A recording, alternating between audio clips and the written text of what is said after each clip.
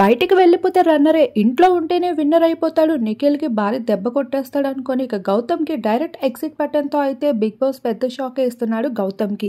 అది కూడా exit button అంటూ డబ్బు ఆశ చూపిస్తూ గౌతమ్ని అయితే పెద్ద బోల్తా కొట్టే ప్లాన్లోకి వచ్చేస్తాడు. ఇక అందరికీ తెలిసిందే, టాప్ ఫినాలికి వెళ్ళేటప్పుడు బిగ్ బాస్ అయితే ఒక భారీ మొత్తం డబ్బుని ఎగ్జిట్ అవ్వడానికి అవకాశం ఇస్తారు, తీసుకెళ్ళిపోమని.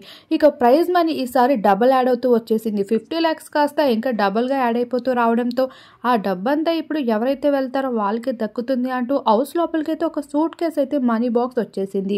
ఆ ప్రైజ్ మనీ బాక్స్ కూడా అందరికీ కాదంటూ హౌస్లో ఉన్న కొంతమంది టాప్ 5లో లేని వాళ్ళకి అంటూ ఇక్కడికి బోల్తా కొట్టిస్తూ రావడం జరిగింది. అయితే గౌతమ్కి ఆ బాక్స్ తీసుకోమని నానా తిప్పలు పెడుతూ వచ్చేశారు. దానికి అసలు కారణం ఈ ఓటింగ్ పోల్.